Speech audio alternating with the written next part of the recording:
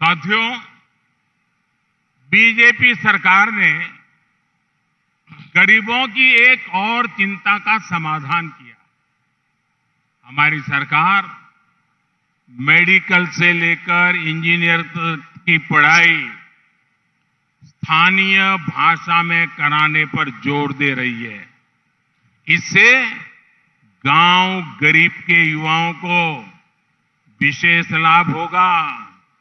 BJP ने ही किसानों के बच्चों की पढ़ाई के लिए रैयता विद्या निधि की शुरुआत की है। आदिवासी साथियों के लिए 400 से ज्यादा एकलव्य मॉडल स्कूल भी बीजेपी ने बनाए। कांग्रेस की सरकार ने तो यहां बच्चों की यूनिफॉर्म में ही घोटाला कर दिया था। आदिवासी विकास के लिए कांग्रेस की सरकार का बजट लगभग 25,000 करोड़ रुपया था। बीजेपी ने इस पे 5 गुना वृद्धि करके आदिवासियों के विकास के लगभग 1.25 लाख करोड़ रुपए कर दिए हैं। साथियों, कर्नाटका के लोगों को कांग्रेस का इतिहास और उसकी सोच कभी भी भूलनी नहीं है। कांग्रेस का इतिहास आतंक और आतंकवादियों के तुष्टीकरण का है।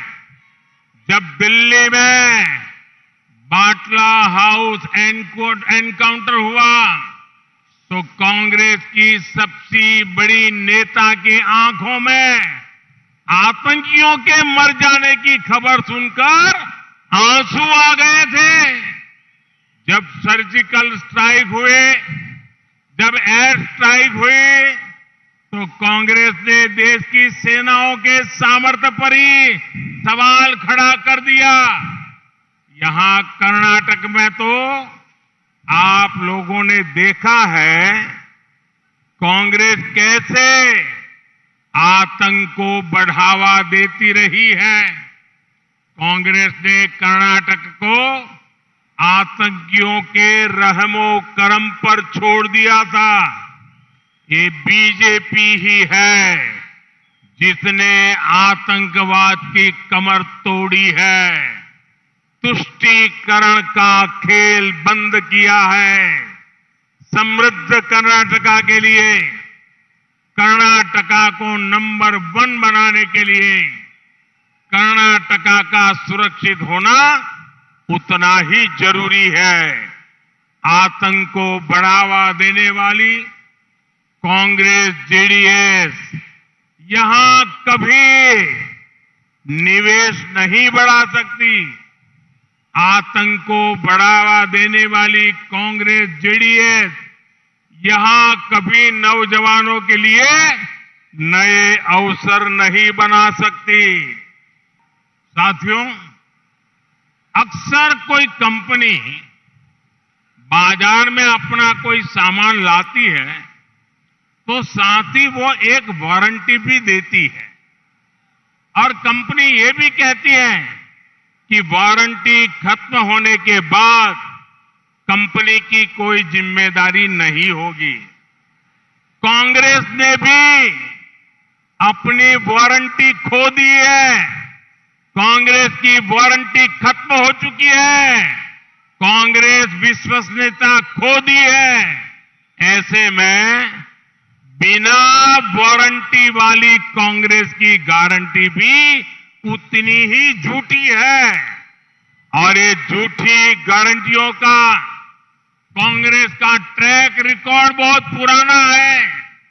मुझे याद है कि बरसों तक सत्ता से बाहर रहने वाले बाद 2012 में, मैं गुजरात की बात कर रहा हूं, 2012 में भी कांग्रेस ऐसी झूठी गारंटी लेकर गुजरात के लोगों को भ्रमित कर रही थी। कांग्रेस ने कार्डबोर्ड से मकान बनाए, मॉडल मकान, और लोगों को ले जाते थे दिखाने के लिए कि देखो हम ऐसा मकान बना करके देंगे, और फिर वे फॉर्म भरवाते थे मकान के लिए, और पीछे से कुछ लोग फॉर्म के नाम पर गरीबों से 200, 500 रुपया भी मार लेते थे, रिश्वत ले लेते थे। एक वो समय है और आज का समय है। गुजरात में कांग्रेस का झंडा उठाने के लिए दूसरे राज्यों से लोगों को लाना पड़ रहा है। पिछले कुछ सालों से यही फर्जीवाड़ा कांग्रेस हर राज्य में कर रही है। मैंने सुना है कर्नाटका में भी ये अपनी गारंटियों का फॉर्म भरवाने लगे हैं, और अब तो जांच इस बात की होनी चाहिए कि झूठी गारंटी के फॉर्म को दिखाकर कांग्रेस कितनी रिश्वत ले रही है। कांग्रेस को पक्का पता है कि कर्नाटका के लोग उसे सत्ता में नहीं आने देंगे, इसलिए वो बड़े बड़े झूठे वायदे कर रही है। जितनी बड़ी राशि और गारंटी की बात कांग्रेस कर रही है, उसमें तो कर्नाटका का खजाना भी खाली हो जाएगा, फिर भी गारंटी अधूरी रह जाएगी।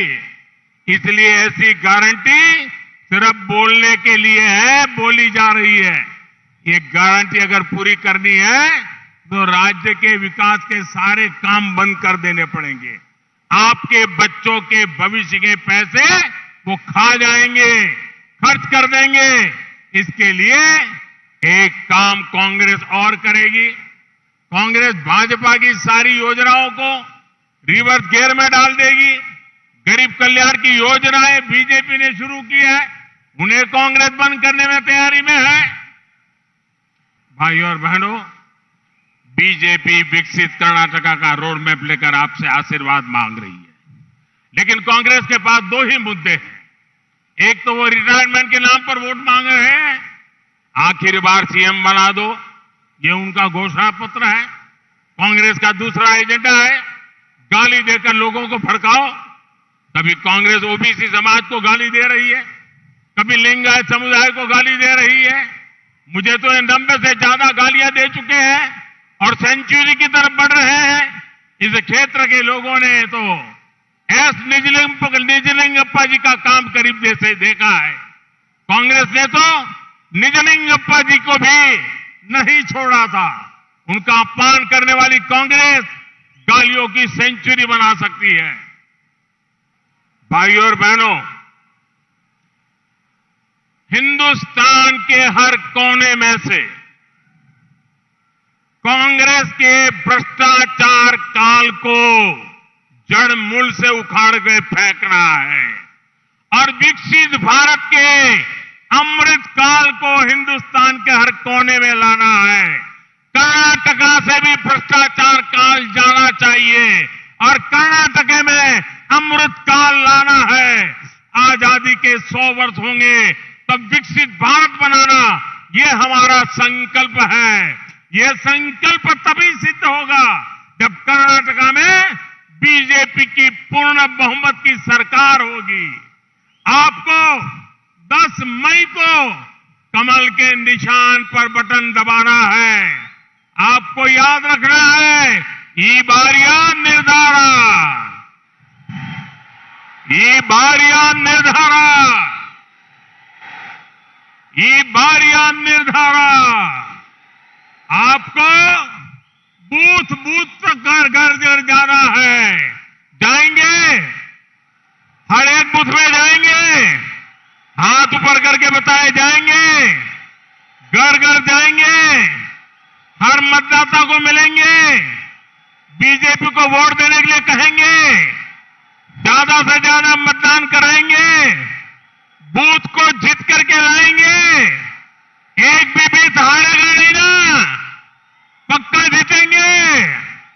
अच्छा, एक मेरा काम करेंगे, जरा जोर से बताइए, मेरा काम करेंगे, जरा जोर से बताइए, हाथ ऊपर करके बताइए, करेंगे।